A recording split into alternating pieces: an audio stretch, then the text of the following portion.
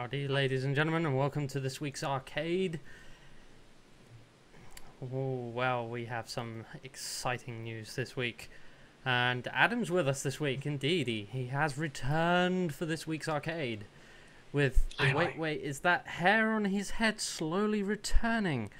Yes, it is. It's slowly returning because I've been way too busy to shave this head, and have hair on my face, and I've been way too busy to shave. So there you go. And we have Dave with us as well. And, yeah. and we also have Mr. Justin Newton, aka Cosmic, who's currently staring into the camera like a psycho. Yeah. Is that a LagSpike TV shirt I see there? Maybe. Possibly. Wait, where'd you get that? I don't know. I mean, it was this cafe press store, and yeah. Oh yeah, tell me a bit more on that. Yeah, getting some pajamas here shortly, hopefully. You can go there. I get money, yeah, There's stuff on that thing. Yeah. Yeah, that's right, guys. We have a merchandise store now, which we'll be throwing the link into chat later today for you to drop by, check out all the merchandise stuff we have.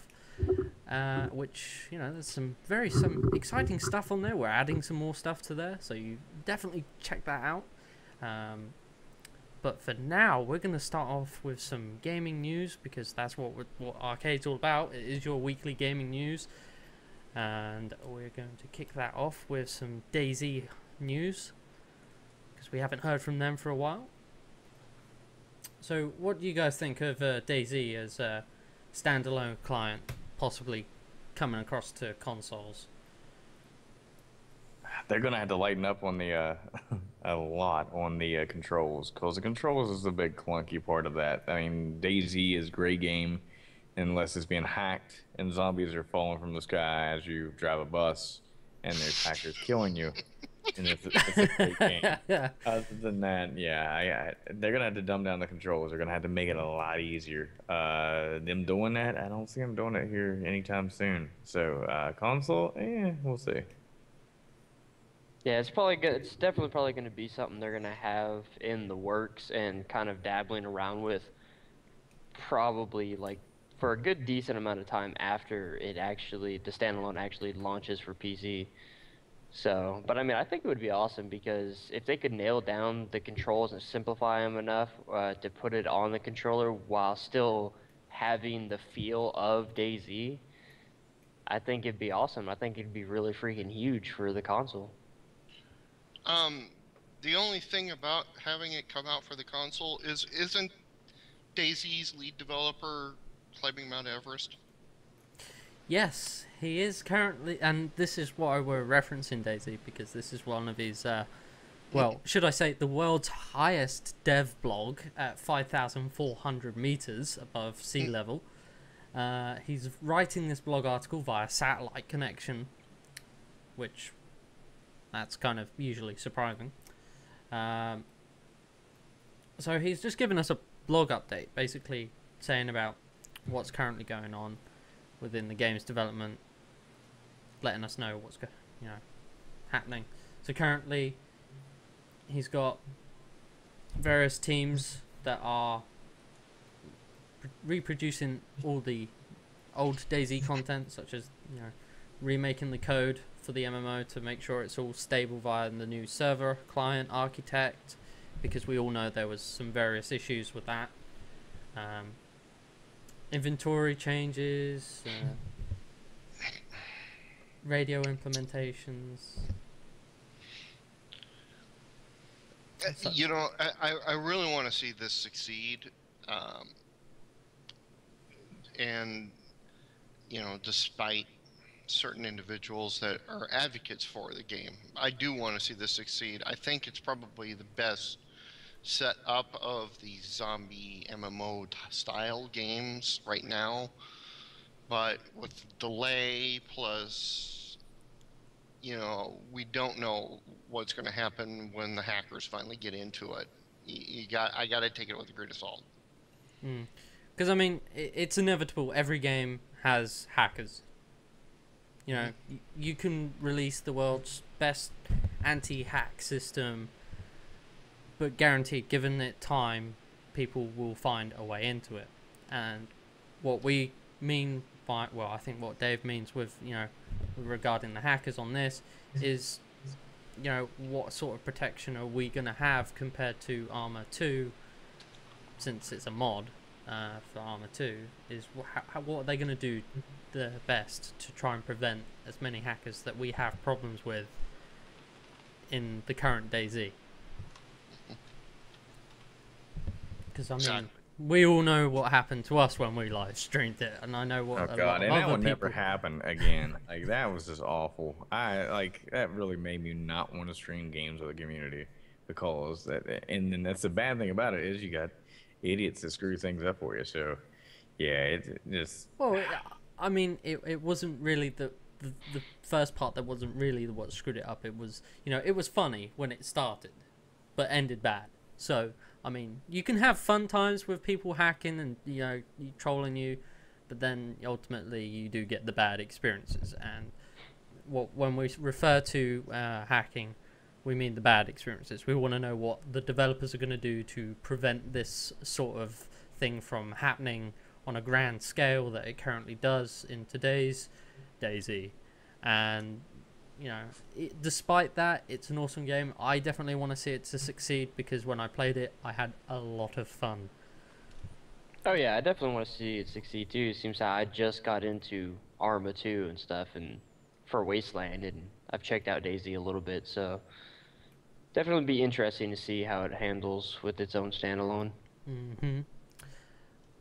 Definitely, because I mean, you're going to see a lot more improvement in the visuals and the gameplay, because it's not a mod anymore. It's coming out as a full-on standalone game. So I mean, with the details to the map, satellite imagery, more accurate than what it is currently. So it's going to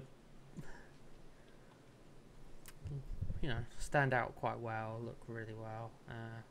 But until we can see what it handles like when when you get to play it for a bit, see what the gameplay is like, are the controls more simple, what they're doing to prevent from hacking. Because I mean, right now when you see the visuals and some of the gameplay footage, it looks really nice. It has a lot of promise to succeed, but you can't guarantee it until you actually pick it up and have a go. So I think that's, I don't know, what's your thoughts on it, guys? I'm lost for words. It's I'm nervous in the new studio, and nervous with everything. They're thinking there's monsters behind me and crap. You're still in the process of setting up the way too much process of setting up, like way too much. Wow. That and way too much. This is where perfection kills you. Mm-hmm. Never. I'm not a perfectionist. Adam. Never. Oh, so saith Adam. And I think the next article is going to be a little bit more Dave's Town, because it reminds us of some old style gaming. It's Shadowrun, of course. And you remember a while ago it was on Kickstarter and they said, hey guys, no DRM whatsoever. Mm-hmm. Well, that slightly changed when the DLC they've just announced, pretty much, now requires Steam to play this. So DRM is now required to play this piece of DLC. They took a lot of heat for this, but I think it's the right. I mean, to get on Steam is still, I think, a pretty good thing. Shut up, ESPN.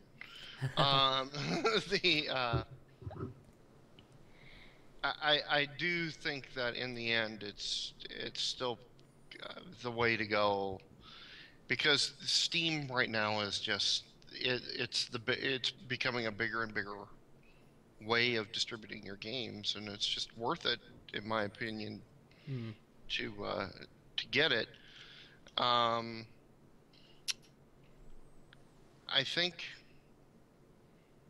I think this is going to be a pretty decent game considering who's behind it. Well, I mean, the whole thing with the so- DRM, I mean, getting on Steam itself, let alone, is a big thing, because the requirements to now get your game onto Steam are a little bit more challenging, but more acceptable towards indie gamers now, and it's a great marketplace to be on. Okay, here's one thing I want to point out. Yep. You guys remember long ago Mech Warrior, right? Yeah. Used to play it, the original one before Microsoft bought out the studio. Well, the person who was in charge of that studio was Jordan Weisman, who is the original creator of Shadowrun. He is the one that's in charge of this game. And he didn't make the crappy version? no, he did not make. Oh my Nope. god. But he is the original roleplay game guy who created Shadowrun, back when it was FASA. And matter of fact, he was the owner of FASA. So I really think that this is going to be a really good game. I happen to know Jordan, which is kind of interesting. So I'm hoping that when E3 comes around, and I could spot him and say, Jordan, remember me? I used to run games for you at Origin and Gen Con. Let's talk on camera. So we'll see what we can do. He's one of my targets to try to get an interview at E3. So we'll see what we can. But like I said, he wrote, Never Deal with the Dragon, in his novel series, and he's done so much with Shadowrun, and I'm glad he's back into it. And I'm glad they're going to try to make it actually it looks like a Diablo style MMO. Yeah, it does. It definitely looks fun to play. Even though I'm not, I'm only just starting to get into the MMOs and the RPGs. I'm looking at it and I'm thinking, well, I'm quite tempted to pick it up and have a try of it. Yeah, I'll definitely have to look more into it because well, I mean, it's the art style that's got me intrigued with it. I can make Einstein the world's smartest troll. That's all that matters to me. Because trolls are an option in the game. It's cyberpunk mixed with magic, and you have trolls, orcs, and elves and dwarves. So it's rather fun, and it looks like they're going to base it in Seattle, which means you're going to have, all the big mega corporations. You have the dragon. Loftweir that you're probably going to have to deal with. You've got street magic, you've got cybernetics, you have... trust me, I think this is going to be a really good game. It definitely looks promising, and as for the community kicking off about DRM, I don't think they have anything to really worry about, because looking at the changes between the backers version and the Steam version, I'd say get the Steam version, because there are a couple additions that actually would benefit. Yep. Such as the automatic patching, streamlined browser, and installation of a community created content. Future Shadowrun returns DLC content. Play community created content as well. So I would definitely go with getting even though people, I don't know why people are having a big hissy fit with it. The reason they're having a hissy fit about it is because in the Kickstarter they said you get the first DLC for free. And then, of course, oh my god, it's got DLC. Well, the first one is still free. It says that on the backers DRM free version. What you don't get is you don't get the streamlined browsing and installation of community-created content. Remember what that is. Community-created content. Yeah. Which means that there's going to be a way to build extra stuff into this game. That's going to, by players, which is going to be awesome. And then, of course, purchasing the future DLC and play community-created content built with post-Berlin DLC content. So, And bug fixes are going to be automatic on Steam, and you're going to have to download them and install them yourself on the DRM free version. Sure. And the thing is this another thing, good thing is I hate whenever I log onto a game and I instantly have a freaking patch that I had to download, and that drives me insane. I just leave Steam up and running. I never had to worry about my games. Yeah. Like, that's the best thing ever. It's like, hey, I'm at work, which I'm usually at work a lot anymore, and I come home and I'm able to play a game, which feels really weird. And I haven't played a game in a long time, so. I haven't got to play Defiance yet. Time to play the game. Yeah, you Have need you to play watched it? Defiance. Have you been yeah. watching the show? I haven't even got to watch the show. Oh, dude, you're this missing is out on how- that completely. This Okay, is the schedule. that I Discussion got. for another time. Yep. Down, Yep. down. Bottom things. Defiance later. Bottom things. Bottom See, things. Read your notes, fools. Dang. You're killing the show. You're killing it.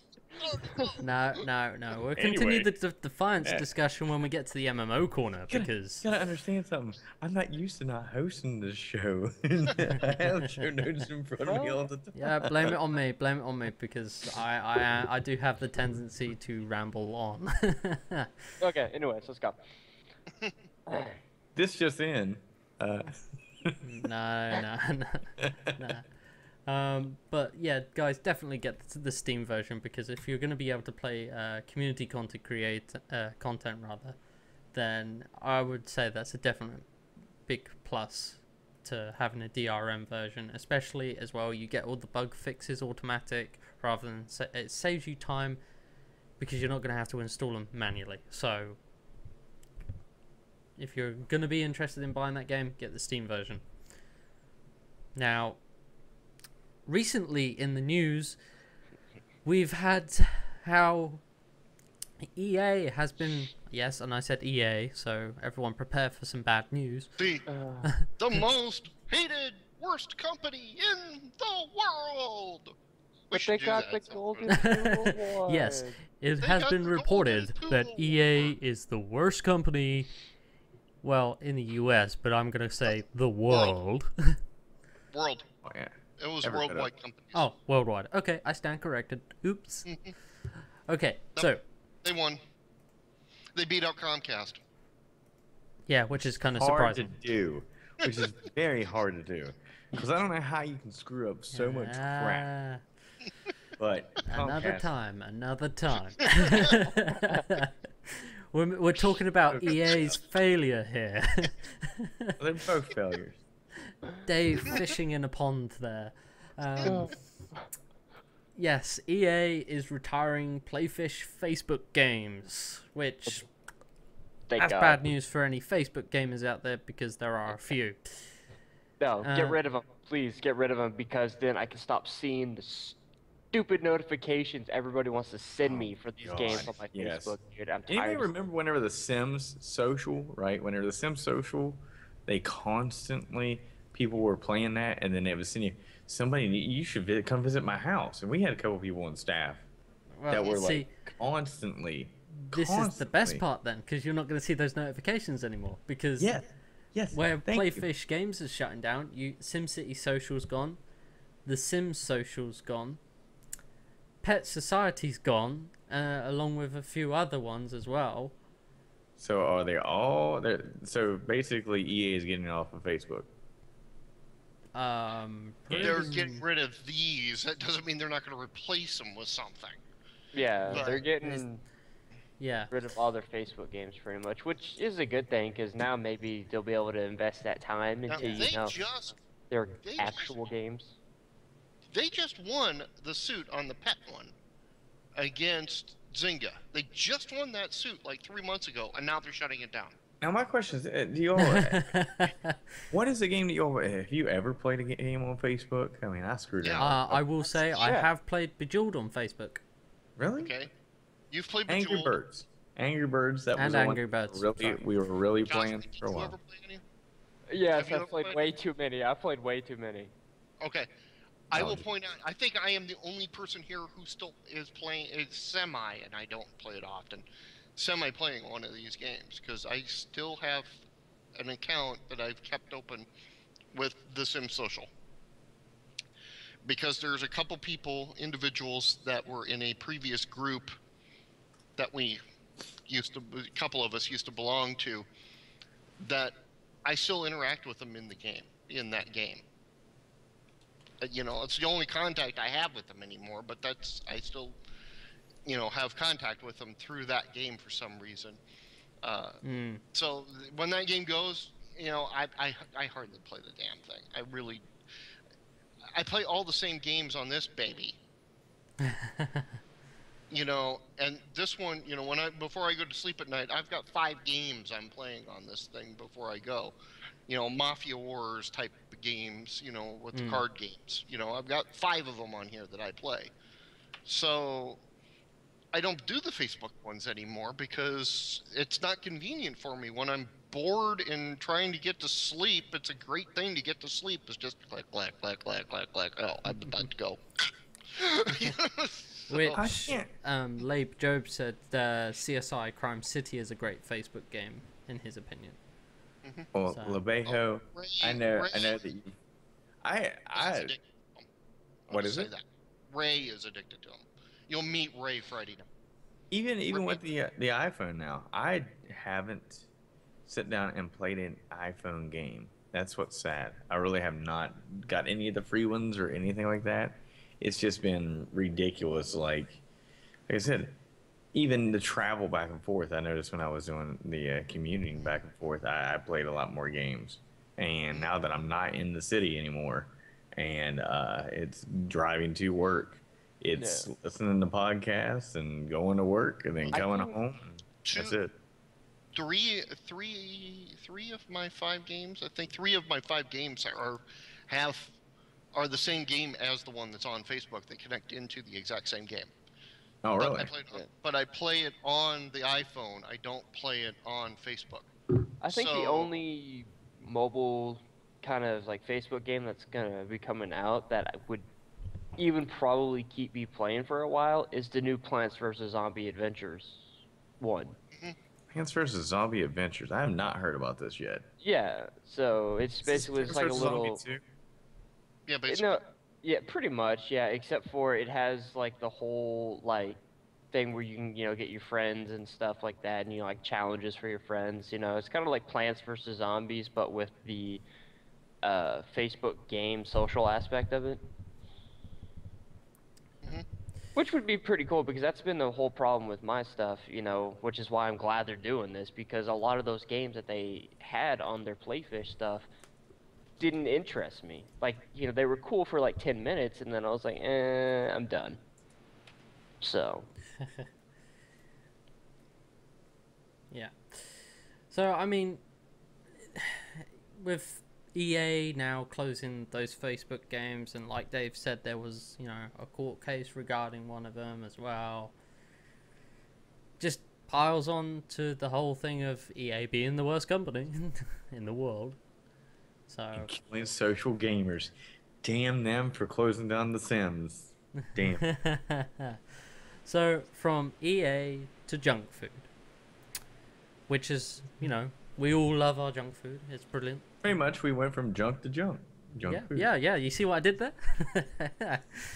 So, Pizza Hut is bringing a Kinect app to the Xbox 360. And by the way, I love what they've done with the photo here. So, they're going to be, and this is one of Microsoft's strategies as well in advertising and sponsored various companies, which is very interesting way of doing their advertising. And we're going to start seeing more Kinect adverts as well, which were extremely successful. This is by far probably the most easiest way to order your pizza, but using a Kinect. Or a controller. Or a controller, or voice activation as well. Exactly. And I'm just holding back. I can't hold back anymore. This is my experience with the Kinect right here. Oh no, here we go. He's going on the Kinect. He's going on the Kinect rant. Everyone, grab your earmuffs. and I'm trying to highlight it, and it jumps my hand from here to over here. Then it's not highlighting it anymore, and then I'm You highlighting. know it. why that is? So You not configured it correctly. I have Yeah. configured the thing completely. I have done new lighting. I have done everything, and I don't care. The Connect sucks. It sucks bad. It sucks real bad. And I think love. you just. He's Oh, just I had a bad hate- experience, hasn't he? Oh no, I've Yeah. had bad, like majorly bad experiences. I mean, I was playing. Okay. Oh, So oh, the app so- uses. Yeah, just what I need is something to follow my body movements. Oh, by the way, there's a sex app for the stupid to connect out there. So, I mean, come on. So now it's going to be measuring you. Like, is it going to be like you use the Connect to see if you're too fat to order pizza? Is that what it is going to be? I failed. Sorry. Okay, so the app uses your Xbox or PizzaHut.com. And the app gotta is only remember- being released for North America, which kind of actually sucks. We're Darn. saying totally not downloading it right now. Just totally I'm just not saying, doing it. Stu, you've got to be the only one who is pumped about this because if you've ate Pizza Hut's pizza lately, it tastes like somebody has taken cardboard, No, shredded it, no, and, because and this is poured this. pizza sauce on it. It's awful. This is the thing, and I think what's gonna happen here with the Pizza Hut Connect app that's coming to the dashboard is Domino's is gonna do exactly the same thing, because they followed the suit. Domino's It is death horrible. discs? Sorry, the Dave. Domino's death discs. Yeah. Domino's death discs. That's what we used to call them in college. Well, they're better now. They're way Oh, better. yeah, they are. Way actually better now. Yeah. But still, Better than Pizza Hut went the cheap. Pizza Hut went the cheap route, and it tastes like garbage. I'll just go ahead and Well- do an office quote for you. An office quote. It is a hot circle of garbage. That's it. Pizza Hut and Domino's. Pizza Hut used to be really good, and Domino's used to be really crappy. They have now completely switched positions from where they were. I don't know. I like Papa John's. I like Papa John's Well, better. we don't have that here, so I mean, with Uh, this is gonna, that's gonna engage more gamers to. What- I'll What I help was you going out to bring here. up real quick, what I was going to bring up real quick, Pizza Hut was the one where I believe it was EverQuest. It may have been World of Warcraft. It was EverQuest where you could go and order your pizza. / pizza. Yes, you could. You could. But you had to go online first and set up your favorites. And you would have to go and, yeah, I do remember doing that. Did I ever do it? No, I didn't. At all. Yes, Yeah, I remember the slash. They were the ones that originally came up with the / pizza trick, and so it doesn't surprise me that it's Pizza Hut being the first one to do it with the Connect. It really doesn't surprise me. Because Yeah. I mean, the reason why I brought it up that it sucks that it's not out here is because Game's currently doing a thing where you can get a year supply of 2 pizzas for the price of 1, and I know a lot of people, since it's coming from Game, are going to be gamers, and having the way through your phone, the web, phone calls as well. And if that was on the Xbox over here, they would be able to use that promo code, which would have even encouraged more gamers to actually use that promo code. Not saying that they don't, but it would. So, that would definitely be something that for them to look to bring over here. And I'm pretty sure Domino's would follow suit on that as well. So that's the reason why I'm pumped about it, because if it's the pizzas that are doing it now, what are we going to see next on Connect? Are we going to see supermarkets on Connect? Are we going to see Amazon bring an app out so that people can pre-order their games there and then? Which would You be know, actually that would be. You know what I kinda think we could see?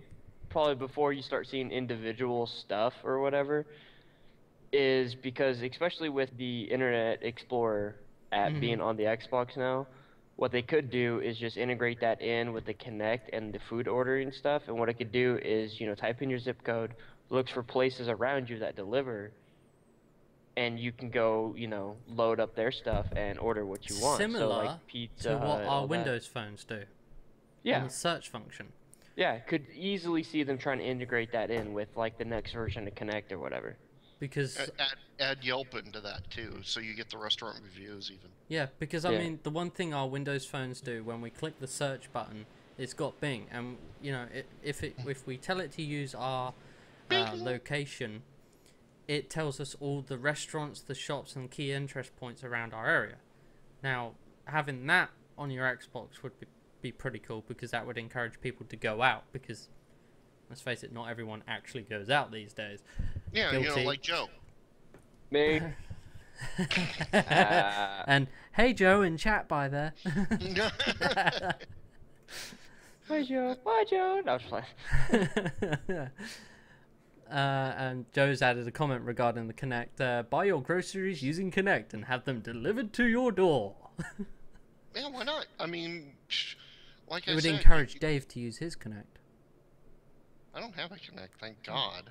Oh, okay. Dude. Hilarious. Okay, anyways. Okay, so we'll go on to the next one, which I think Dave was kind of eager to talk about this, because this one, I didn't read the title correctly when I read this out. There's a movie coming out of Ratchet and Clank? Yeah, this one surprised the heck out of me when I spotted it. Yeah, I didn't even hear any rumors regarding this. Yeah, neither did I. It's This is just the first kinda time I'm like- hearing about it. Surprise, here's the trailer. It's coming out in 2014. Okay, so let's take a look at this trailer.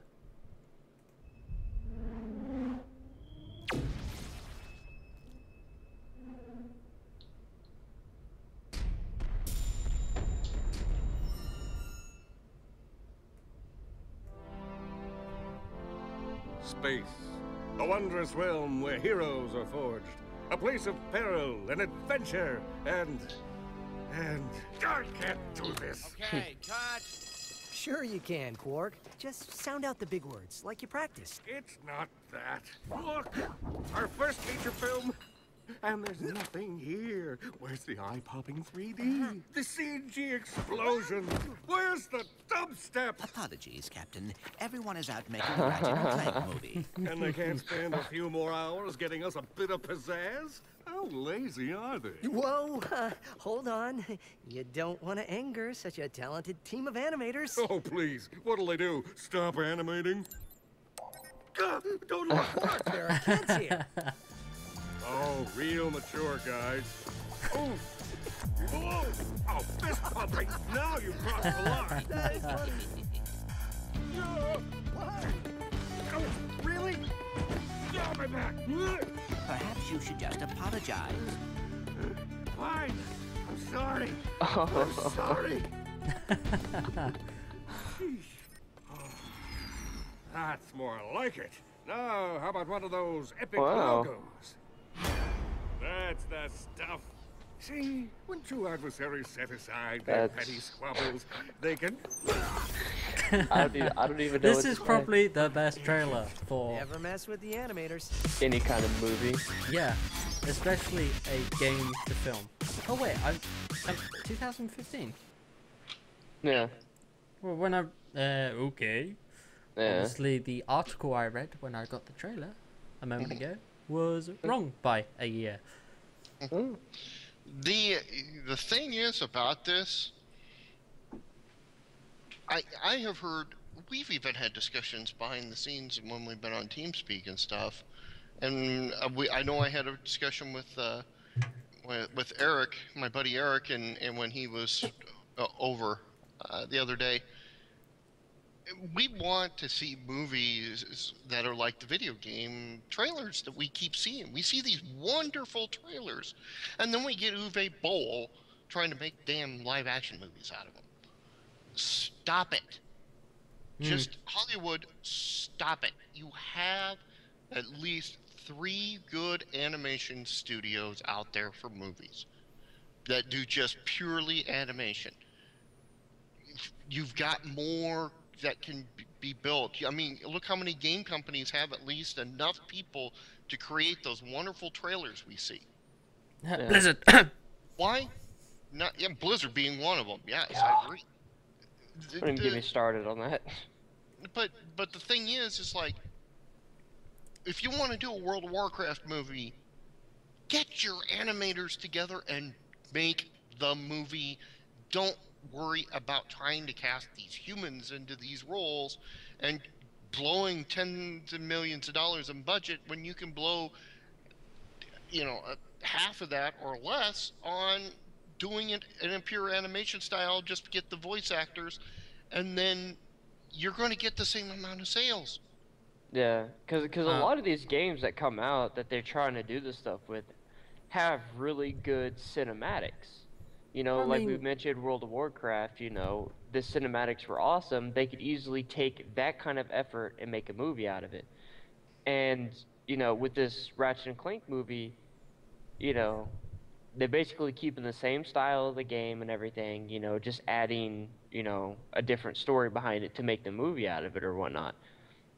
And people aren't going to have a problem with that. I don't know why these studios think that we're going to have a problem, if it's not live action, we're not going to watch it. No, are you kidding me? I watched Wreck-It Ralph, dude. That movie was amazing. Wreck-It Ralph is probably the best example right at this time about what we're talking about. I mean, if they would have done that movie with any one of those other characters that they showed for, the little bit spots, any one of those other characters, hell, they could have made that movie with Donkey Kong instead of Wreck-It Ralph. Yeah. And have Donkey Kong running through everything. People would have ate that movie up even more so if it would have been Donkey Kong. I'm serious. It would. They have an untapped market here that they are so worried about putting live actors in. It's because it's change. Yeah. Exactly. The CGI animated stuff is getting so realistic nowadays. I mean, just look at the trailer that they integrated regular people into for the Call of Duty stuff, trailers and Battlefield trailers and stuff. I mean, I think the thing that's going to change it for the Hollywood to realize is Defiance. And again, we're mentioning Defiance, and that's purely because of the game and the TV crossover. Yeah. Because, I mean, in parts of the TV series, you're seeing the game's footage. Mm-hmm. And the balance between the two, you can clearly tell it's got a lot of promise. The universe is really good. So I think that's going to be a big wake-up to Hollywood to start actually re-looking into, possibly creating some of these games into films. And I mean, you've got Uncharted that's casting right now, so that's one, and that's by PlayStation as well. Halo, that's sitting on script writing again, which I thought World of Warcraft, everyone's dying to see that. Because even when I watch the cinematics, and I'm not a fan of World of Warcraft, I watch the trailers and I'm like, that would be epic to watch as a movie. Yeah. Why haven't they done it? So We've seeing Ratchet and Clank, it's I will go and see that. I know it's going to be aimed at a younger audience, but I will go and see that because that is awesome. So, again, you're going to continuously reach this debate regarding the gaming industry in Hollywood, but I think with the TV series of Defiance, it's going to wake Hollywood up a bit more. I think that's what's going to happen. I agree. Yep. Something that needs to happen. Yeah, definitely. Okay. And a lot of people have been asking about what's happening with the Darksiders franchise. What's happening with that? Well, we have a small trailer, and Dave, if you want to discuss this one, because you're the one that found the article. This is becoming common today. What's this about? Anyway, no, actually yesterday. It just happened yesterday. Nordic Games won the bid to buy both the Darksiders and the Red Faction franchises from THQ. And they are already have stated that they wish to talk to the developers of the Darksiders and see if they can bring some of the developers on to make a Darksiders 3. They are, and by the way, Gearbox also Gearbox acquired the rights to Homeworld. Yep. So Gearbox got Homeworld, 505 Games got Drawn to Life, and Nordic Games, not only did they get Red Faction and Darksiders, but they got MX and MX ATV, the little racing series with like the ATVs and stuff like that. So they got that as well. So they also got a game that's actually fairly popular, surprisingly enough, and that's Marvel Superhero Squad, which is an online MMO. So they got quite a bit for what they purchased there. Destroy All Humans, Summoner, Supreme Commander. They got quite a bit. Yeah, they got a really good chunk, so they've got a lot to work with now, and I'm excited to see what happens. You know, especially with Darksiders in particular, because I've seen people stream it, you know, and I didn't play the first one because I wasn't sure how. Like, I played a little bit of it, and I really didn't get too much into the feel. But after seeing the second one, it definitely looks like it's improved. So, I mean, if they can get the original team back, I'm actually very anxious to see how these games that they've acquired will progress. That, and you got to think, because what was it, a couple episodes ago now, we did reference Darksiders and what would happen regarding that franchise. And I said about them possibly bringing on some of the members of the old team to help guide its development to stay true to its core origins. So yeah, I think... and with that happening, that's good. That's going to keep those people that like that game and that franchise happy, because they know it's going to stay true to its origin, as well as it being under a whole new developer. So it's going to have some elements of trust on there, like, you know, when they made Halo 4, because they still had parts of that team. Yeah. So I mean, that's awesome that when you see stuff like this pieced together like that. You know, somebody buys the rights to the game, and they, you know, immediately after they get the rights to it, they start getting in contact with the old, you know, development team for it. That's awesome. You know, I mean, that's how you keep a game. You know, you keep it familiar. You don't, you know, it's not going to be something that feels very unfamiliar to people who've played the first two. You know, it's going to feel the same, and, you know, it's going to keep your fan base, because they're like, oh, okay, cool. They've got, you know, this many people of the original team still working on it. Yeah, all right, I can do that. So. Yeah, exactly, and it keeps your existing consumer-based, which is, you know, all you gamers out there that play this game and love it to death, happy. So, and that's definitely a way of, you know, keeping the game in development and not scaring people off. So I think that's a good idea that they're definitely contacting the old developers regarding that. Yep. Okay. Which is always good to hear. And this is one that's actually taken me a bit by surprise when I was reading this, regarding well, this is our next article: PayPal withholding Skullgirls funding. If I've read that, yeah, I did read that. Yeah. Which is actually, you know, I haven't heard PayPal in the news since Minecraft. So when I read this, I was like, oh, okay. The Skullgirls is a Kickstarter, and it is a fighting Kickstarter, and we're gonna show their beta here, some of their beta footage that they put out there. It's, you know, traditional fighter, but I mean, it's got a way different, you know, look to it, and it's you know, kind of bizarre, but fun. I mean, you can tell it's going to be one of those fun games. And the thing is that because they're doing a contest where they're going to have 10 characters for DLC, and people are voting on who's going to have the best, you know, who's going to, you know, succeed in being in the DLC out of a whole bunch of different characters. And PayPal stopped their ability to access their account because PayPal is afraid that people are going to ask for refunds if their favorite characters don't get selected. Yeah.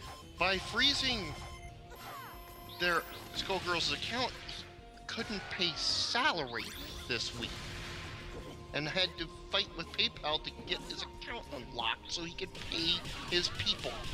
Now this Kickstarter's got $800,000. People aren't going to withdraw their money from this Kickstarter just because their favorite character didn't get in.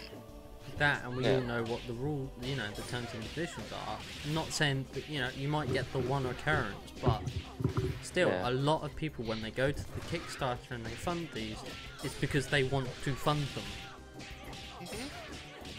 But you know, PayPal froze their account. They could not pay payroll. Yeah, that's silly. Now, PayPal needs to actually step back for a moment and actually review this, especially process-wise, because, I mean, a lot more people are starting to use PayPal than what anyone ever used to do, because it's an easy way of, you know, accessing your money and putting donations in there. So a lot more people are starting to use this, and for them to, you know, do this, it kind of makes people question them again.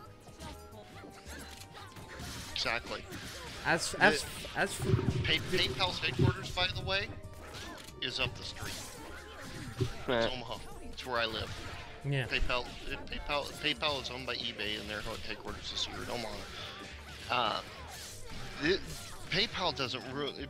PayPal is getting challenged by Amazon. It's getting challenged by Google, and they don't need to be doing this kind of garbage because they're going to lose people to Amazon. Yeah, especially in this, because in the store he actually mentions Amazon, how the dude talked to, you know, a bunch of other or another developer in Exile who basically did, you know, the Wasteland 2 and Torment, Tides of Numeria through Kickstarter, and he, you know, apparently that developer told him that, yeah, Amazon payments didn't have the same, you know, didn't have the issues, you know, that they said that they were good for it and everything, you know, and they were like, oh yeah, you're fine, you know. So that right there, for anybody who's thinking about going through Kickstarter who sees the story, they're gonna be like, yeah, we're gonna go through Amazon payments, you know. Exactly. Because this developer didn't have a problem with it. This developer went through PayPal, and this is the issue we had. You know, he had $829,000 froze, got it unfroze, but that they withheld like 35 grand as collateral. I'm like, what? See, it's crazy. It's crazy, and the only times you hear about PayPal is when they do something like this. Exactly. Because I think what it was with Minecraft was they were afraid that it was committed to some kind of fraud. Yes. Yeah. I don't remember the full story, but they saw such an influx of money in there, they thought they were drug laundering or something stupid thing. Exactly. Yeah. So, I mean, and that damaged a bit of their stakes. Is it stakes, shareholders, or shareholders? Shares. Yeah, they're shareholders. Shares. Yeah, I couldn't remember the term there, but that damaged some of their shares because I remember seeing it in the news the following month on. And I think what that's going to do as well is this is going to have an impact on them again because it's going to make a lot of people question them and then probably switch over to Amazon like you were saying. So, yeah. I think I don't know. PayPal, I think is going to have a little bit coming towards them because this, at the end of the story, the developer says that he actually filed a complaint with the Consumer Financial Protection Bureau against PayPal for what they did and stuff like that. So, yeah. he got the restriction lifted, so I mean they're good now. But just the fact that they did that to the point to where he wasn't able to make his payroll over something that silly. And the thing is that PayPal is hosing you on the one end, and on the other side, their parent company eBay is trying to fight against the internet tax that they're trying to impose. So one hand is doing something horrible, and the other hand is doing something good. It's like, dude, stop being schizophrenic here. Right? Exactly. Other than that, the game looks extremely fun, very colourful in its artistic style. Would I fund it? Yes. Yeah. I mean, definitely, if you're in a fighting game, this definitely looks like something that you would be into. I mean, I'm not into fighting games, but I don't know, that's just me. This is a game that I could watch a tournament of. Yeah. I mean, I like the style. I do. Yeah. I can easily watch people play fighting games. I just don't like playing them because I'm terrible at them. But I can sit there and watch people play them and stuff like that. And this game, definitely. This game just, I don't know, it's just cool. Like the art style and everything like Stu was talking about. Just something unique about it. Exactly. Because it stands out. When I first heard about the game and I saw a picture of it, I was like, eh. When you start actually seeing it in the gameplay terms, you're like, well, actually, this is completely different. This is actually really nice. So, yeah, it's quite nice to watch and watch someone have a tournament and everything. So, and I believe we're going from Kickstarter to another Kickstarter here. Right. So, and this is Jagged Alliance Flashback. And was it you that found it, Dave, or is it someone else? Oh yeah, no, it was me again. Yeah. Dave's been at the article finding today because I've been dealing with a lot of lovely stuff at work. No, I basically wanted to zone out at work, so that's just give me an hour. But no, I didn't. If anybody from my work is watching, I did not say that. All right, so tell us a little bit about this. My boss has watched the show before, by the way, so that's why I'm like saying. Seriously, I was waiting for a process to run, so I had to do this. Anyway, Jagged Alliance, they just it's an old PC game. They just came out with Jagged Alliance Online. Ray was playing it for a while.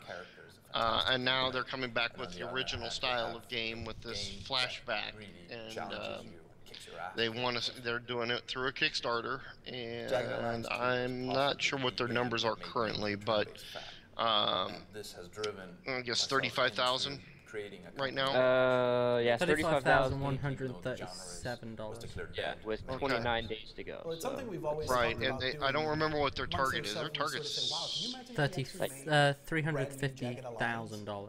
Yeah. Okay, so they're 10th of the way there already. Small little indie studio like this, and they just started this thing, so you know that gives you something. Jagged Alliance is basically it's a turn-based, kind of a turn-based game. If you guys played XCOM, the new XCOM, no, I've got that. I need to play it. Right, but I know, like, Welsh, who isn't here, has played it, and others have played it. It's that same style where you have action points with your character, and you can only move so far within a certain range of them. You have different characters you have to hire and equip, and then you do missions. You're usually a mercenary and have to go do missions.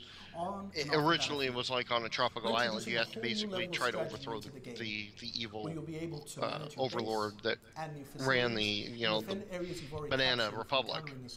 And the original titles have it's the same style. It's that 3D side style, like Diablo style. It is it's strategy and cheesy humor has to get back more tactical and strategy based than it's no first person shooter at all. We're adding a deep but they've done a really good job with it. But Jagged Alliance Online, which is free to play, just has not garnered a lot of people because people were like, well, I don't want to go against other people. I want to, overthrow the evil dictator type of stuff again. And so that's where they got the idea, well, let's go back to our origins. That's what they mean by flashback. They're going back to when the Soviets were big in all the banana republics, and we're going to do an old style scenario with new technology. We're a small indie company out of Copenhagen, Denmark, and we specialize in turn-based strategy games and have been doing that. I remember, I think I actually might have played both for Space Hulk and I played Jagged Alliance 1 and 2. I really enjoyed 1. 2 was a little bit of a letdown because it was 1 all over again. I can't remember because it was so long ago. Star Wars: The Old Republic. Yeah, I think I remember. I remember playing a bit of it because one of my friends had it. We're both honored and proud to have this So opportunity. I mean, looking at it again, I'm kind of tempted to pledge a little bit of money towards it. It's sucking you in, man. We still need funding. Yeah, exactly like the Ouya did. I was like, Zonkom. Still waiting. Realize our vision of the game is So by engaging you as a community. Okay. I have a funny feeling this, they're going to reach their goal. Probably a little bit more than their goal. Working together towards They got 29 days to go. We're confident about our And if you guys in the chat are intrigued by the Kickstarter links, please let us know in chat now, and I will send the links across so you can have a look. All right. Isometric. That's the word I was thinking of. Yeah. So. Yeah. Isometric. And Dead Island, Riptide. I was actually discussing this with my fiance the other day, because she didn't actually realize it's already out. So yeah, it just came out. I think officially released today. Yeah. Yeah, I think so. As I let the advertisement get through first. Cycled out. Yep. Yeah. Oh, came out today apparently, Joe says. Yep. Yeah. That's what I thought. Nikki's been playing it. Does that not surprise me? Yeah. Nikki was really big into the first one, so. Oh, I loved the first one, dude. Me and Solar. Oh yeah, I remember and when Solar one of played our. Yeah, we spent like what 3-4 days straight playing nothing but that game. Yeah, and you were streaming it the entire time. You need to do that again, damn it.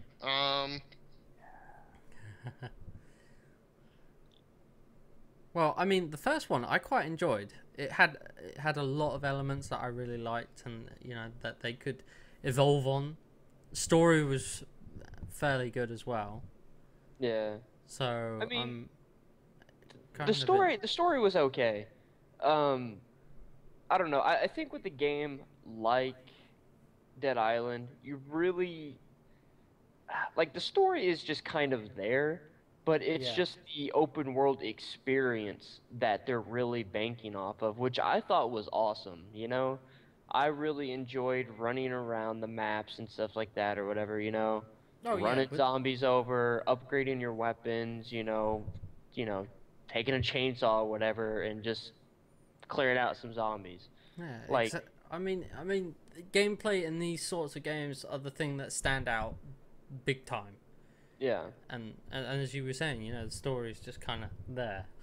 Yeah, and I mean, there's been people, a lot of people hate the game, or not a lot of people, but I know people who hate the game just because of the fact that, oh yeah, it was nothing but killing zombies all the time. Yeah, it's called Dead Island. What do you want it to be? I mean, you knew it was a zombie game. Come on. The thing is that what surprised me, I had to write the other day a review to defend a game, and then I wrote another review to not defend a game. And the critics are not rating this game very well at all. It's only getting an average of 6. Yeah. And that was what kind of shocked me on this, is that this game, I remember how much fun you guys had on there. I remember how much fun Nikki had on it. and I can't believe that it's gone from an 80-85 rating for the first game down to a 60. You know, that's a 25-point jump. I mean, that's pretty hefty. So it's surprising. It's people like Giant Bomb and Destructoid that are clobbering it. Yeah. You know, and so it's just, you know, pretty major critics are coming down on it. Of course, you know, they always rates everything high. Game Informer had it at 80, but I mean, Yeah. it's not doing anywhere near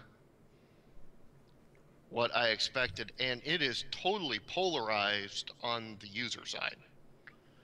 With the individual people, I mean, 7 positive, which means 7 and up, and 8 negative, which is 4 or lower. There's nothing in between, 0. So it just tells me that this game is very polarizing. Either you love it or you hate it. Yeah, and I think it's from what I experience is if you are playing it by yourself, it can be pretty dull. But the second you get like one other person in there and you guys start running around as a group and you know just messing around, having a good time, you know, chilling there with your buddy, running around, killing some zombies and stuff, it was awesome. Because back when I streamed it with Solar, we were just kicking back, you know, having a good time, you know, going through doing the missions and all that, you know, kicking zombies in the head. It was awesome. I loved just running, jumping, kicking a zombie in the face, and you know, taking my little machete down. Oh, it was cool. I found it hilarious. So I think it's really just, I don't know, especially with a lot of the critics, because for my basic understanding of a lot of the people who, you know, write up a lot of these reviews and stuff for like Metacritic and all that, most of the time they go through these games by themselves. You know. Exactly. And this can be the problem. I know where you're going, Stu. Defiance. Defiance's rating is a 73 currently. Well, no, I wasn't actually. Oh, okay. Same problem though. Doing it yourself versus doing it with a group. Exactly. Yeah.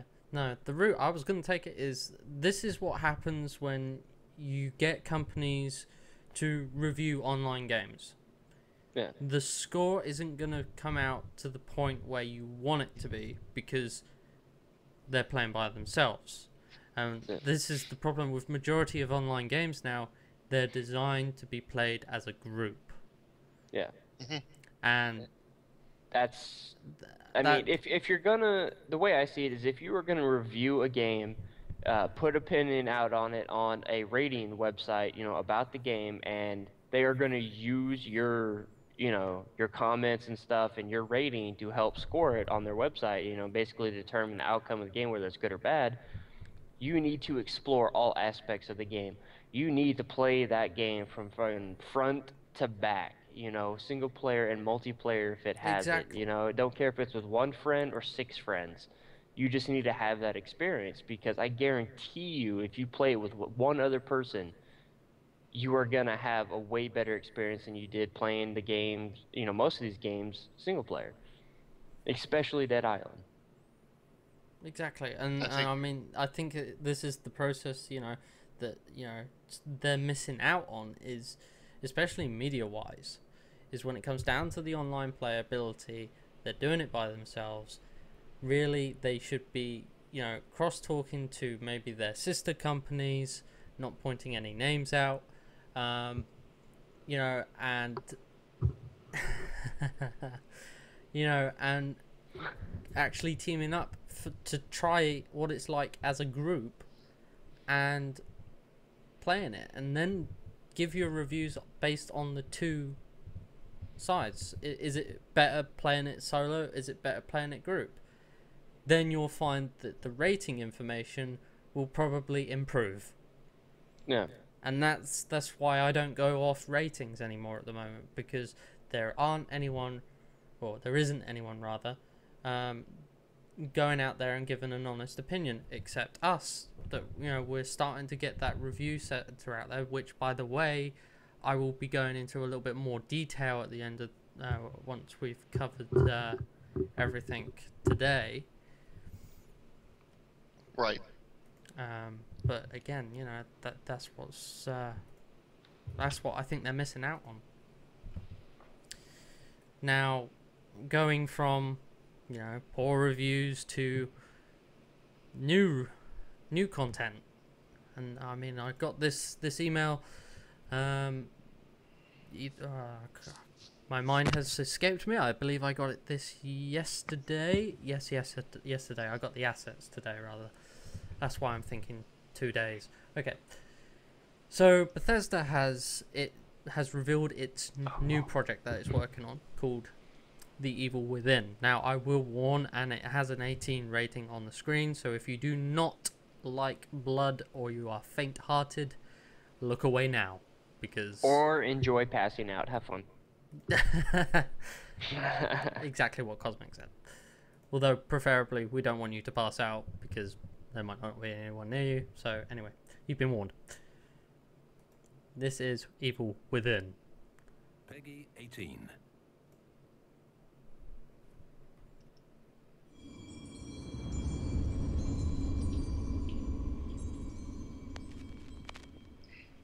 I think this is one of the things where everybody's just fighting for, like, the best horror game out there. Yeah, and I think the trailer, you know, it's kind of added some mystery to the game. Because, I mean, looking at the trailer, it kind of reminds me of Saw to a certain point, a bit of Texas Chainsaw Massacre slightly, and a bit of Resident Evil. It kind of all looks like it's jumbled together. It looks really interesting how they're going to go about the game, what the game's going to, you know, entitle gameplay wise. Yeah.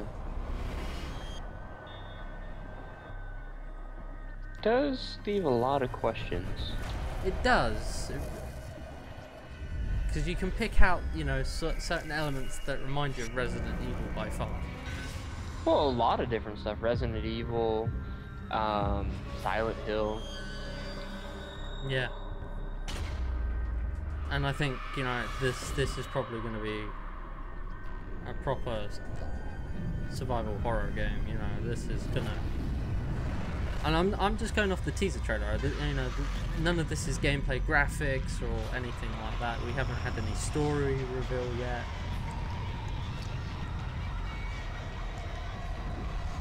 Of course, you know, these are the same people Dark that Soft brought us. says he's seen a bit of gameplay. I haven't seen any of that yet. So it leaves a lot of mystery, this trailer, and yeah, well, I mean, if Bethesda's games in the past, you know, and recently have been any indication, I think it's pretty safe to say that they put out a really decent product, you know. So definitely. I think we can expect something extremely promising from this. Oh yeah, definitely. Most definitely.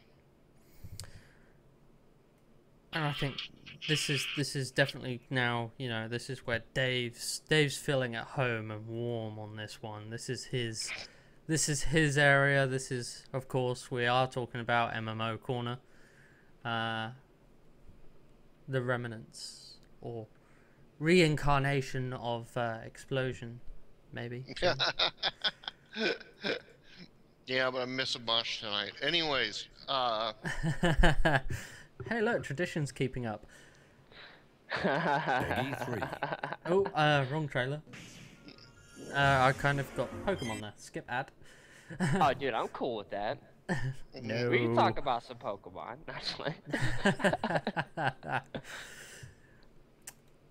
if you really want to. Anyways, no. This is the, I believe, is the Pathfinder. Yes. Yes. Pathfinder Online. It was a Kickstarter that succeeded, and it is a MMO game world based on the paper and pencil Pathfinder system, which is D&D 3.75, if you want to call it that, by Paizo. I think it's pronounced Paizo Publishing. Ryan Dancy is the CEO here of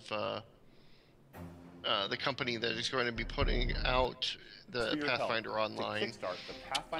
His name may be familiar to people out there. He is the guy who was part of the running the RPGA for a number of years, specifically the Living City campaign for the RPGA, and is now into computers and is now doing the trying to get this up and going. It's going to be, like I said, an MMO based on basically Dungeons and Dragons before 4th edition. Let's begin with the technology demo. And they have a very detailed world, and he's pretty much describing all sorts of things here with this. So I don't know how much of I think Stu's got the actual was that the interview video, right? That they did with Ryan Dancy. It's the trailer Kickstarter HD. How you play your right, and then the but we don't want to play the trailer. It's owned by somebody else. Wizards, rogues, that interview. But Pathfinder Online. This is their Kickstarter stuff, but we can't play the other. No, this is the trailer. Sorry, rather the link you put in there. Sorry. Okay. But yeah, in the article though, they're talking about some stuff that he was saying. You know, about his plans for the game or whatever. So, expanding the game world beyond the River Kingdom, stuff like that. I think the two pieces that I saw in there that were actually the most important are the last two pieces. The fact that you're actually going to be able to build a settlement. Yeah, they're like guilds, but with physical locations in the game. Oh. So that means you'll be able to... Remember, I don't know how many of you played Ultima Online back when you could build castles and with your guild and all of that. This is that kind of thing. Age of Codan does this, Darkfall does this, I believe. There's a number of games that have tried this. If anybody can pull this off, it's Dancy and his crowd. He's always been really big into this sort of thing. It's going to be interesting to see how you can integrate with your guild and make a town. Yeah. And the other thing I have to say, I'm loving the animations on some of these characters. The other piece of it is the fact that you can create adventure modules, basically, like Neverwinter Nights, and then you'll be able to distribute those to other players to play. Yeah. So that's a pretty cool gameplay element right there. Yeah, I can definitely the user-generated content is starting to make a big,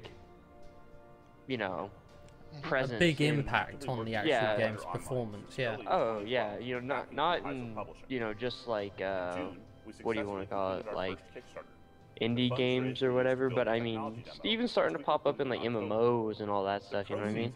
Which I think is awesome. I think it's because now building tools that allow you to do that more in game have become a lot more easier to develop, and there's a bigger audience for such tools to be implemented.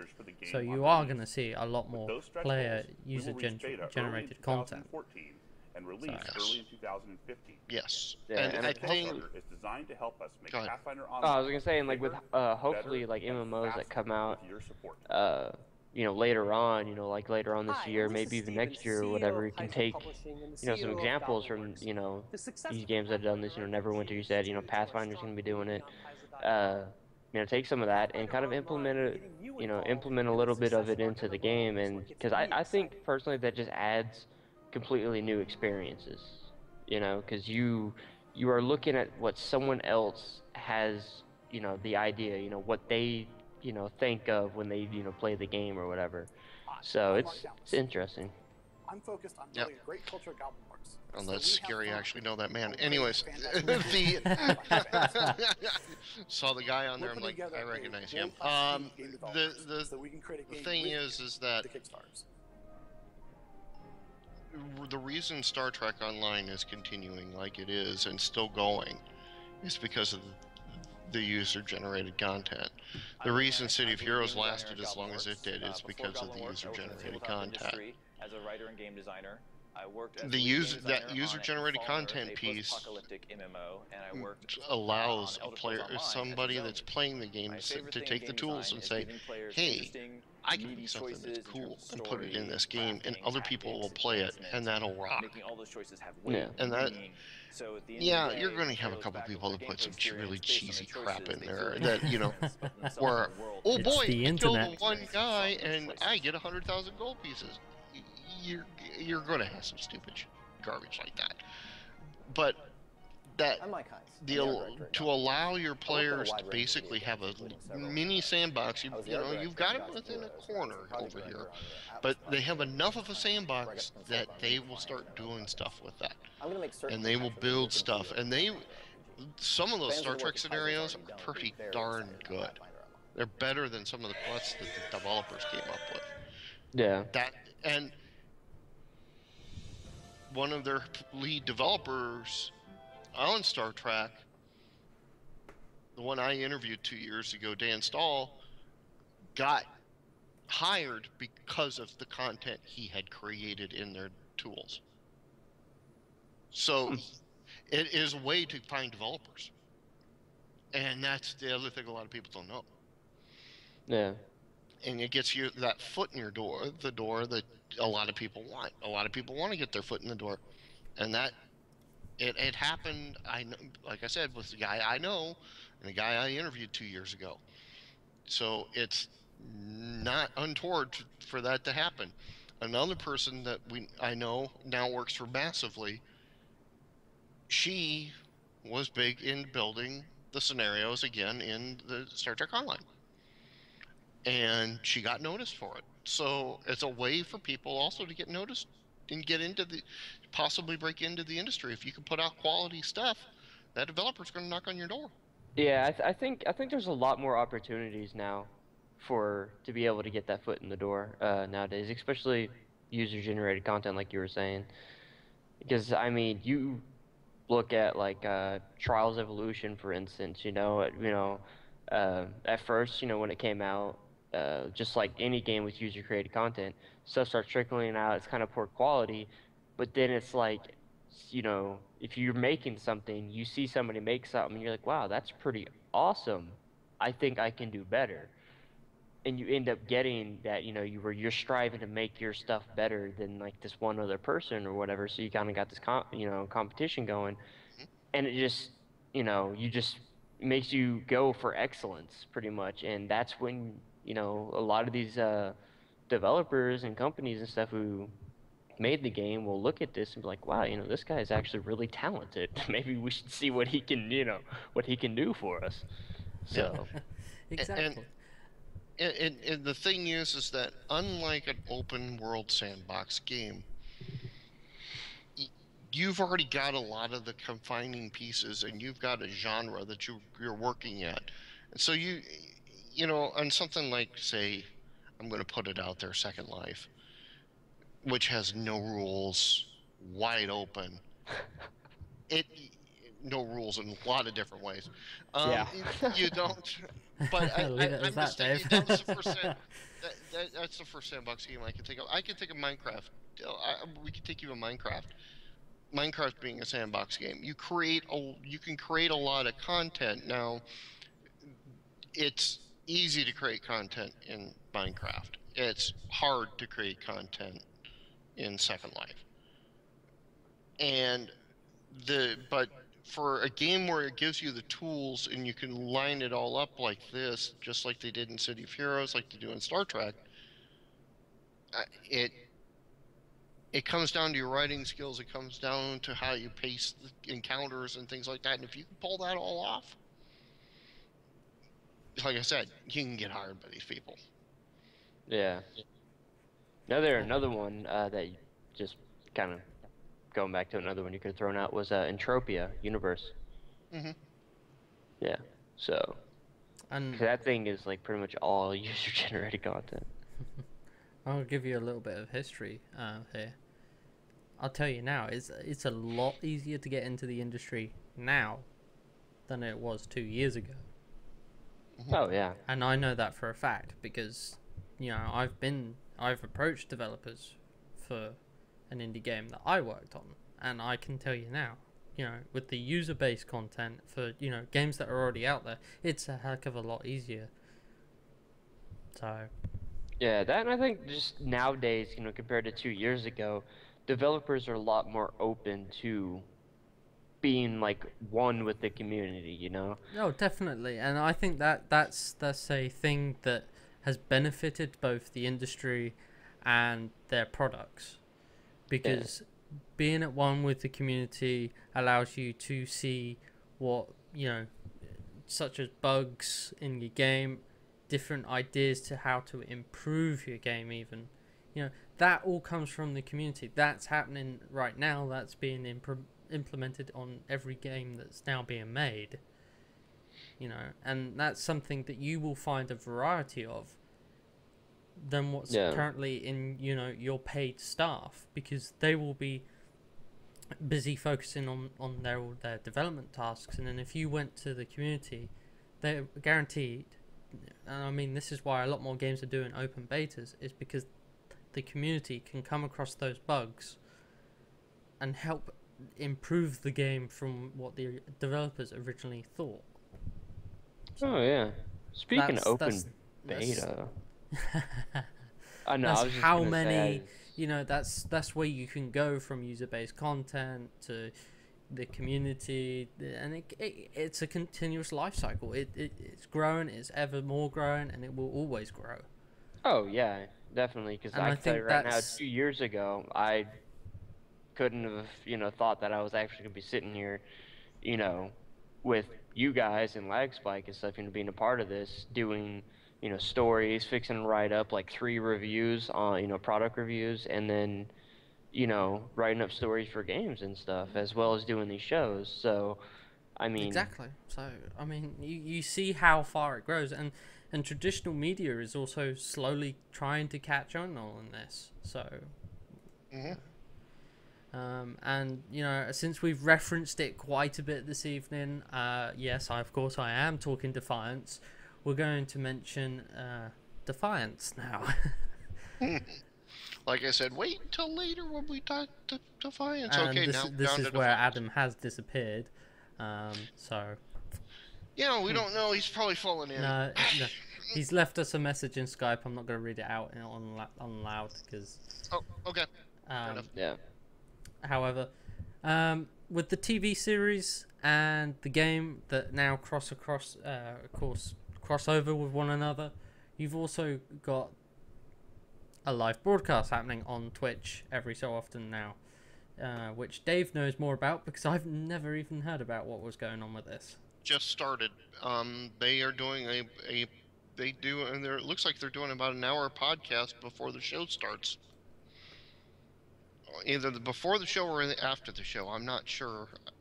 But it looks like it's every Monday, which is, of course, when the show airs. So they're either doing it before or after the show. They're doing a podcast about how the game and how the television show are going to be mixing. And the last podcast, they sort of hinted that this week they're going to talk about how they're going to have a contest to see whether or not your character from the MMO is going to show up in the show. So over the course of the next 20 to 30 minutes, Which is there's where we thought they may go, and that they are doing it as a contest, from my understanding. So those of you that are into Defiance and are starting to play Defiance, you know, now you see how there's going to show a little bit of how that interaction's working. Please, if you don't see chat over to your right, pointing where that's your awesome. Chat would be. I think it's pretty awesome that they're doing that. So definitely, because I mean, this is what's gonna, you know, kick off a lot more interaction between TV and games, and this is what Microsoft was trying to push with the Kinect, with their whole advertising scheme, is the link between gaming and TV, and now Defiance is taking this in a different way slightly, but it's still the same principle, and it's a very nice way of trying to link the two medias together. This was really interesting to me because I think seeing what's going to be doing between the two is going to be, and I've just noticed my camera is now stuttering. I do apologize for that, guys. It's going to be really interesting. One alien race, not just two alien races, but a whole bunch of alien races, all with their own cultures and beliefs. So yep, this is being sponsored by Tryon Worlds. It is Tryon Worlds' Twitch account. Amazing developers. I was going to state that right now. Yeah, I think they are one of the best developers out there, and it's going to be, like I said, if it's every Monday, you know, you might hear a summary every week on Arcade because we are so tied to this game. Oh yeah, this is definitely our big game right now, just because there's just so much to it, you know. I mean, you got the show and the game linked together. How can you not follow that? Well, I mean, the story that's in the game, and by the way, I've got up to where they're going to introduce the DLC stuff now. Really good. I really enjoyed the cutscenes. Dialogue is really good. Gameplay is good, but it is advisable that you play with a group.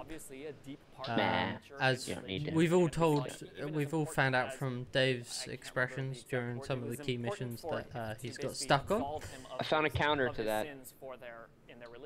I told you guys numerous times, you got to get one of them guns as your secondary. One of the healing guns?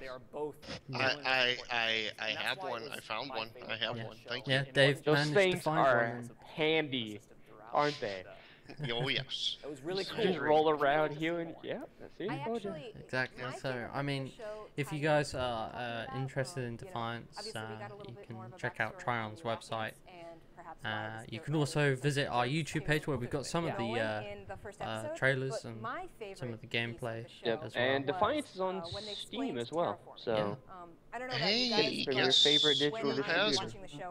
arrived. Maybe. Depends. We'll find out in Nah, about he 2 needs seconds. to rejoin Skype, but yeah. Hold on a second. As we wait for Adam to re-emerge from the shadows here and rejoin Skype, because he has been AFK for the past few minutes dealing with something personal business. Yeah. So we'll leave it as we wait for him to rejoin us so that he can get in on a little bit of the Defiance discussion with us. And here you can, right now you can see part of the episode 2 footage from Defiance, the TV show. Spoilers, bro. Oh, it is spoilers because that is a bit of a way into it. Yeah. It's you can't hear any of the audio anyway. They're No, talking but over still, you can see. No, okay, cut it out. For real, that's if you guys seriously haven't checked out the TV series, you really need to go check it out. And whatnot. Adam, we cannot hear you. Awesome. Oh, now we can. Okay. Yeah, so if... Oh gosh, I need to watch it. You need to play it too. So, alright, Adam's out of the Defiance discussion. So, I guess I have to leave again. It's alright, we waited for you before we move on to the last one so that you can get a little bit of Defiance action. Okay, so let's go on to the next article. Whether you're in the Bay Area or in St. Louis. Guild Wars 2? Now we'll get Adam in on some of the Defiance talk here. Yeah. What do you think about Defiance? From what you've seen and heard about it, though. Me? I haven't got to see anything. I played it. I love it. I just didn't have. Tell us about your experience during the alpha and the beta, because obviously you haven't played the final product yet, and you haven't got around to sitting on and seeing the TV series yet. Yeah, so, I mean that's a big thing is right now is I have not got to see the main series yet, and I really want to. Dave hit it on the head the other night. It's like Alien Nation, and it's the same guy who did Alien Nation before the show, and I'm all for it, dude. I'm all pumped about watching it. Now the gameplay, I really want to see how they throw both in together. I think this DLC stuff that they're doing is going to help that game majorly, because the problem is this. Is with Guild Wars, they have a structure. They get $60 right off the bat. That's it. Now the bad thing is like, where's the content? Okay, you're gonna have to have. They're putting more content in, yes, but I mean, you got to pay for that content. I'm not stupid. You got to pay for servers. You got to pay for bandwidth for servers and things like that. People who are bitching about these games costing, well, it's $15 a month, dude. They have a hell of a lot of servers. I mean, my God, I mean, you have to have, those servers up and running. You have to have the services with it. You're using electricity. Don't give me, any hell about, oh, well, your company's not spending any money. They're spending money, whether you like it or not. To come in an office and flip on a light, that's money. So now with the show, the problem is with that is if the show does not do good, and which is, from what people have told me, it's really good. So, but I'm saying later on, I mean, think about this. Think of how many people loved Heroes, the show, when it first came out, and then how many people just quit watching because it sucked. So that's the main thing. Give you an idea of progress of how well the TV show is doing. It actually set a lot of TV records when the first episode broadcasted. I remember Dave sending me a link to it. Right. That's first episode there. That's first episode. That's a lot of advertising. Yes. The first episodes always do the best. Right. It's what the second episode gets. Second, third, and fourth. Which I've not seen the figures for, because it came out yesterday and tonight for the UK. Second, third, and fourth episodes right there. That's really where you're going to start feeling your gauge for it, is because people can remember 1 week, but can they remember to come back tomorrow? Are they going to set their schedule around it? Are they going to DVR this kind of stuff? And that's the main thing. So we'll see how that goes with the whole series. And all, dude, the gameplay I love. I mean, my God, whenever Arc Falls happen, we'll sit there for freaking hours and hours and hours and hours just jumping around from Arc Falls. So it's very, very interesting. And you don't know what kind of Arc Fall you're going to get, which is phenomenal. I love jumping around. Then there's big, massive Arc Falls that happen where there's 40 million, and there's not 40 million, but there's a lot on the screen. So, love the game. First real third-person shooter, like, this is what Tabula Rasa should have been. Completely. And now whenever they start bringing in a little bit more PvP, that's going to be the thing. The PvP in-game is going to be the key that holds this thing. And the best thing is they're coming out with content constantly for it. So I think a lot of people are going to be, this is going to be their second go-to game.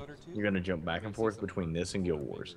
Is you play Guild Wars for a while, you get burnt out on it, you go play Defiance for a little bit, new content's out for Guild Wars, you jump over here, you bounce back and forth.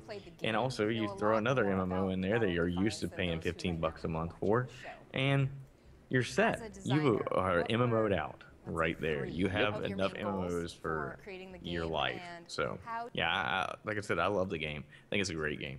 I'm just glad that I won't be driving an ATV around whenever I log in finally. And as you mentioned Guild Wars there, I think that's a perfect opportunity to switch over to our last article of the evening. That's what I do. Okay, so as we were mentioning with Guild Wars, they have announced given a little bit more details of the custom PvP arenas and the spectator mode beta. Basically, with the custom arenas, it allows you to set up your own sort of like servers, as it were.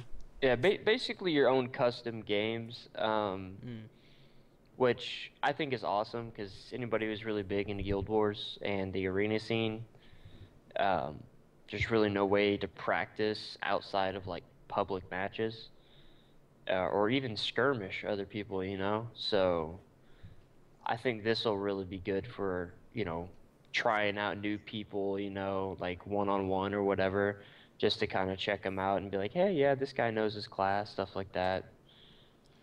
Spectator mode means one major thing for NCSoft: MLG. Oh, There's yeah. no way, if ands or buts about it. They have already had stated before that this was in the works.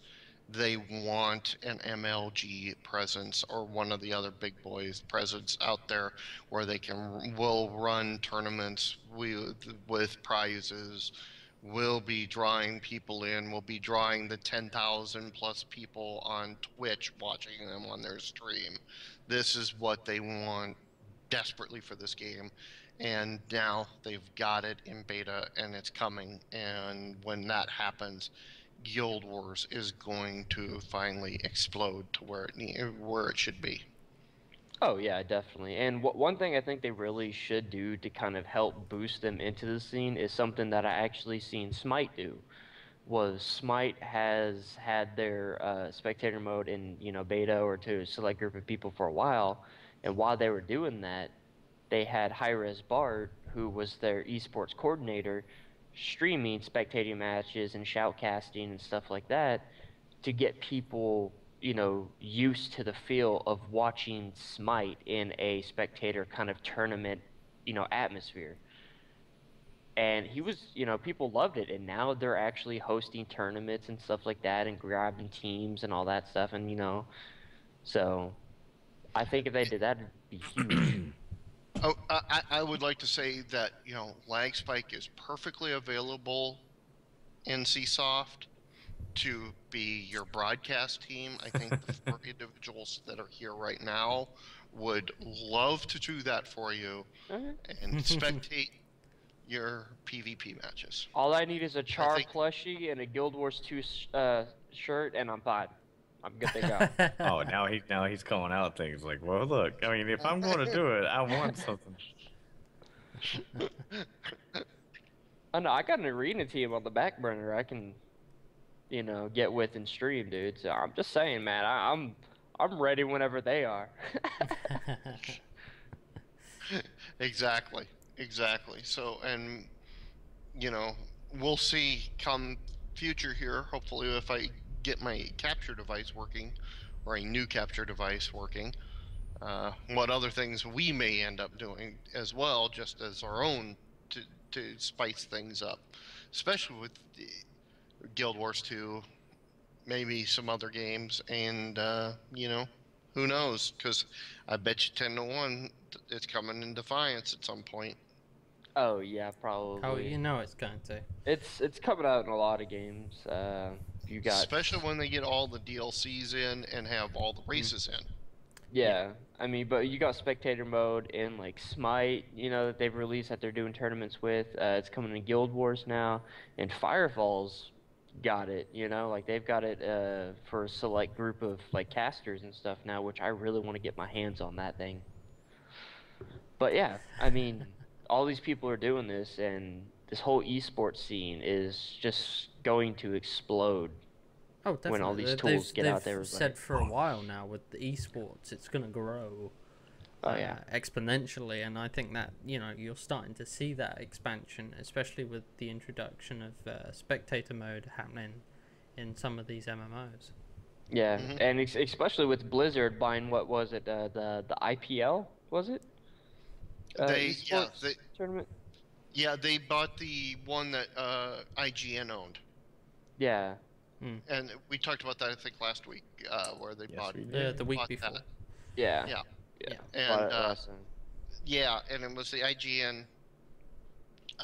Yeah, it was the Pro League. Yeah. The IGN Pro League. Yeah, IPL. Yeah, IPL. And that's now owned by Blizzard. So they're going to be going that route. Well, they already kind of technically are, because all the other people, you know, StarCraft 2, etc. But now they're going to be able to run their own league. I see Blizzard future games. I'm just gonna call it now. Expect some kind of spectator aspect for PvP. I'm just saying. Just throwing that out there. Saying Project Titan. Yep, that's what I'm thinking too. Yeah.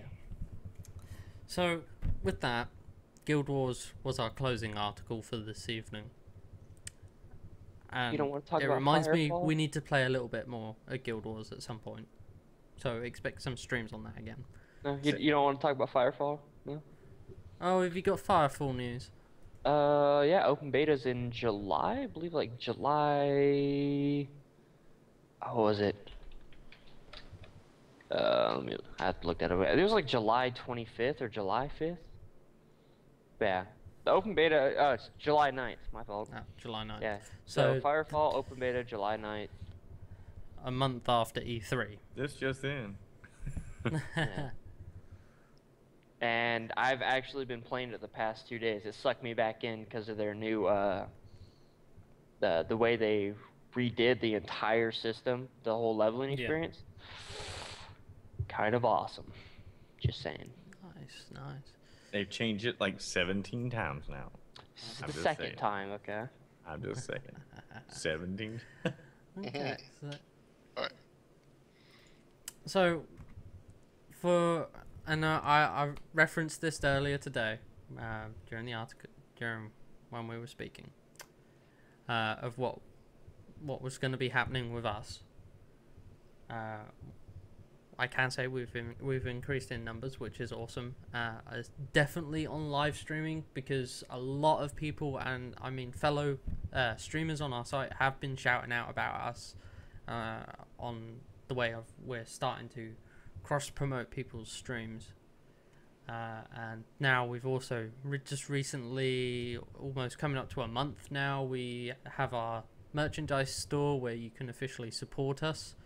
Every little bit of dollar that we make from this, which, by the way, Cosmic is wearing one of the shirts that come from there. How does that feel? Very good quality. Very good quality. Actually is really comfortable too. Yeah. So I washed it when I got it here, and the logo is just like brand new. So. Brilliant. So every dollar that we make off of this merchandise store goes towards keeping the streams active, putting the money back into keeping our website back up, because that's being paid by myself at the moment, because we all need our money to survive. Yeah. Damn evil money. But yes, we're constantly adding some new stuff to the store, so please check it out.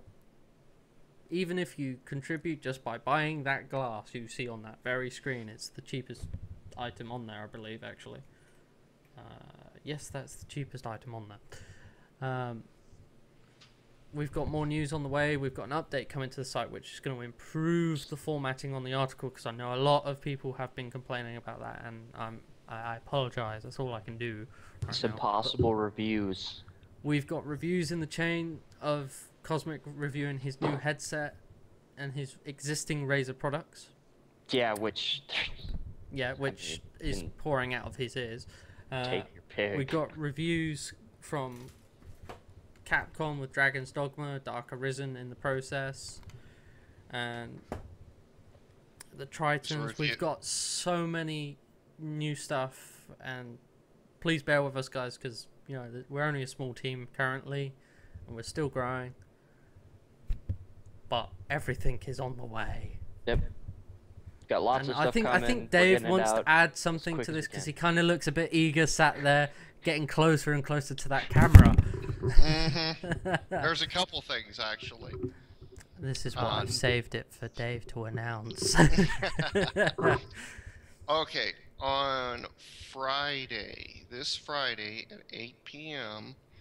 Eastern, we are going to be doing a little special event. As you guys know, a lot of us that also play video games are also sports fanatics. It is the NFL Draft.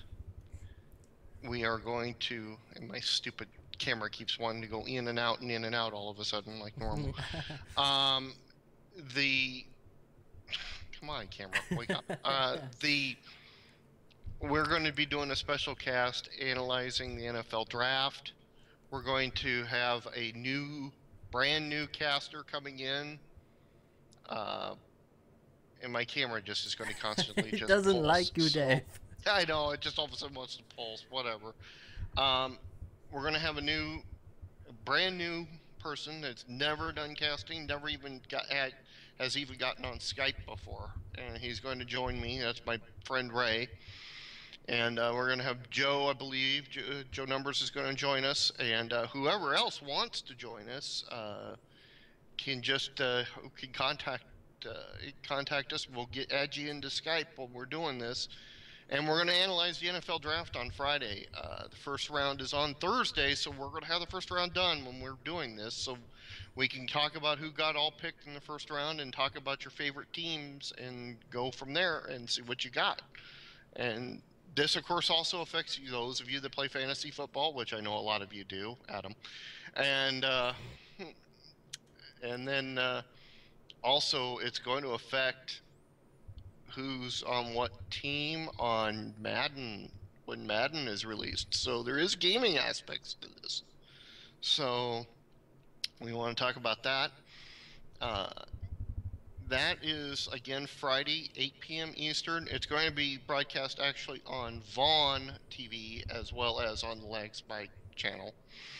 So we will be, because it's more than just, video game playing. So we're going to move it over to Vaughn. Next event is almost about exactly 6 weeks later is E3. And we are going, last year we hit E3 really hard. We broadcast all of the news conferences, and then there was analysis behind that.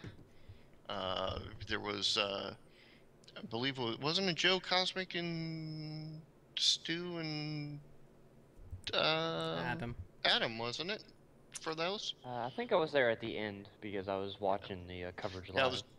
Yeah, Joe I know was there. I know I was there during parts of it, but yeah. Yeah. So it's good. But yours truly is going to be at E3. I am going to be hopefully at those news conferences myself, and then broadcasting afterwards, live on the channel to talk to you about what I saw and what I'm seeing while I'm at the convention. Hopefully I'll be able to get some interviews, just like we did here last year when we did the Chicago Comic-Con. Oh, the afterwards. That was ridiculous. Yeah, and the parties we broadcast the parties afterwards. I mean, nowhere else were you able to see Booker T live. Yeah, there's Joe. And a lot of craziness. Yeah, a lot of craziness and a lot of fun with that. And actually playing Pavarotti was a fun little event. But I am going to be there. That is guaranteed. I am going to be there. Now, whether or not I actually have the press pass or not, we're going to see. Although all the paperwork's been filed, and we're just waiting on the confirmation now. I call dibs on any free Xbox 720 you get. Just saying. Gotcha. No. You got to remember, I've got all the review stuff lined up. I'll pay shipping. It's cool. I'll pay the shipping. I'm fine with that. Drats, I've missed out. I'm just firing everybody. I mean, you're gonna have people. You're gonna have the big major companies there doing their canned interviews and their fluff pieces and all of that. You're not gonna find the real reviews unless you come here, watch us, and see what we've got and what a gamer's honest opinion is. So. I'm also going to throw a little bit of a promo out here for our partners in crime and Nerd Junkies. I am, of course, talking about. They're also going to be hitting the ground hard with E3, and we're going to be also streaming some of their content that if Dave misses out on. So yeah, we're going to try to operation. We're going to be teaming up with NJ, the NJ team, which is Joel and Clay. And knock out some awesome content. So that's going to be happening during E3 as well.